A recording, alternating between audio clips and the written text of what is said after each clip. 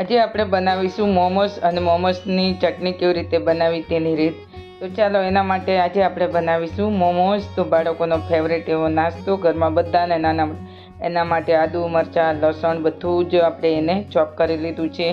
એક નંગ મોટી ડુંગળી લીધી છે, એને ચોપ કરી લીધી છે. અને વેજીટેબલમાં આપણે ગાજર લીધું છે. તમે કોઈ પણ વેજીટેબલ તમે ઉમેરી શકો છો તમને ભાવતા. તો અહીંયા અત્યારે મેં વેજીટેબલ લીધા છે, કોબીજ છે અને ગાજર છે.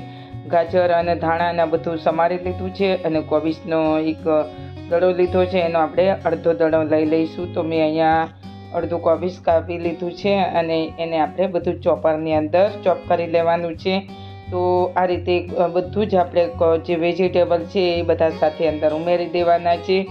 અને હવે આપણે આને ચોપ કરી લઈશું. તો અહીંયા તમે જોઈ શકો છો એકદમ ઝીણું એવું ચોપ કરી લીધું છે આપણે. અને હવે આપણે એને લઈ લઈશું, વઘાર કરી લેવાનો છે. તો વઘારમાં કઢાઈ લીધી છે, તેલ નાખ્યું છે અને તેલ ગરમ થાય એટલે એની અંદર આપણે આ બધા મસાલા આદુ મરચાં લસણ બધા સાતળી લેવાના છે. જો તમને મરી પાવડર પસંદ હોય તો તમે મરી પાવડર લઈ શકો છો, પણ મેં અહીંયા અત્યારે લીલા મરચાં લીધા છે એટલે બાળકો માટે આપણે તીખું ઓછું કરીશું. અને નાના મોટા ઘરમાં બધાને તીખું થોડું મીડિયમ હોય તો સારું કહેવાય.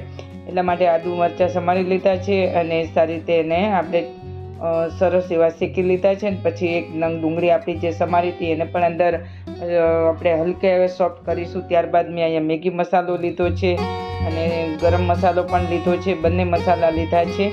અને હવે આપણે સમારેલું ગાજર કોબીજ છે ને એને આ રીતે અંદર ઉમેરી જ્યાં સુધી પાણી એનું બળી જાય ત્યાં સુધી આપણે એને ચોપ કરવાના, આપણે એના સાતળવાના છે. સોરી અને હવે લીલા ધાણા આપણે અંદર ઉમેરી દઈશું.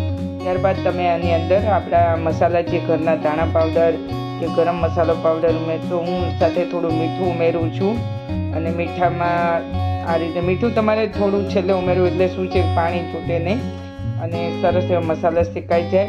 તો હવે આપણું આ રીતે શેકાઈ ગયું છે તો એને ઉતારીશું. ત્યારબાદ આપણે ચટણી બનાવીશું. ચટણી માટે મેં અહીંયા 4 સૂકા મરચાં લીધા હતા, એને પાણીમાં પલાળી દીધા હતા. ત્યારબાદ મેં લસણ લીધું છે અને હવે આપણે લઈ લઈશું ટમેટાં. આની અંદર આપણે ખાલી મીઠું ઉમેરીશું અને ત્યારબાદ આપણે બીજા કોઈ મસાલો. હવે આ રીતે ટમેટાં ચડી જાય ત્યાં સુધી આપણે લોટ બાંધી લઈશું. તો લોટ માટે મેં અહીંયા મેંદો લઈ લીધો છે. મેંદો મેં લગભગ 250 ગ્રામ જેટલો મેંદો છે. તો તમારા ક્વોન્ટિટી પર તમે બનાવી શકો છો. તો થોડું તેલ આપણે ઉમેરીશું. ત્યારબાદ મેં મીઠું ઉમેરી દીધું છે અને હવે થોડું પાણી ઉમેરતા આપણે એનો લોટ બાંધી લેવાનો છે. જે પૂરી જેવો લોટ આવે એવો લોટ બાંધવાનો, બહુ કડક લોટ નથી બાંધવાનો. અને નહીં તો તમારા મોમોસ છે ને એકદમ હાર્ડ થશે. અને આ રીતે થોડો ઢીલો એવો લોટ બાંધશો ને તો તમારા મોમોસ એકદમ સરસ એવા સોફ્ટ બનશે. ત્યારબાદ લોટ બાંધી લીધો છે. હવે આપણે લુવા કરી લઈશું. તો અહીંયા આ રીતે આપણે જે પૂરી બનાવીને એ રીતના લુવા લીધા છે ને નાની નાની પૂરી વણવાની છે. આ રીતે વેલણ પાટલી લઈ લીધી છે અને એની નાની આપણે જે પૂરી વણતા હોય ને એ રીતે પૂરી વણી લેવાની છે. અને પૂરી વણાઈ જાય ને પછી જે પૂરણ આપણું ઠંડુ પડી ગયું છે એને પણ લઈ લીધું છે. પૂરણ એટલે કે આપણું કોબીજનું પણ અહીંયા અત્યારે મેં આ રીતે 1 ચમચી ભરીને લીધી છે, પણ હું તમને અત્યારે વિડીયોમાં બતાવી નથી શકી. તો આ રીતે મેં એનું વાળી લીધું છે. મોમોસ તમે કોઈ પણ ગોલ વાળી શકો, તમે સમોસા જેવો વાળી શકો આ રીતે. તો મેં બીજો આકારમાં પણ એ રીતે બનાવી લીધું છે. તો આવી રીતે તમે મોમોસને બધા વાળી શકો છો. તો મેં મોમોસ બનાવી લીધા છે અને હવે આપણે પાણીમાં એને સ્ટીમ કરીશું. પાણી ગરમ થઈ ગયું છે. મેં અંદર લીંબુનો ટુકડો ઉમેરી અને હવે બધા મોમોસ અંદર મૂકી દીધા છે. 10-15 મિનિટ પછી આપણે એને ખોલીને ચેક કરી લઈશું. બધા મોમોસ આપણા સ્ટીમ થઈ ગયા છે. તો ચાલો હવે આપણે એને સર્વિંગ પ્લેટમાં લઈ લઈશું. તો અહીંયા બધા જ આપણે મોમોસ ઉતારી દઈશું.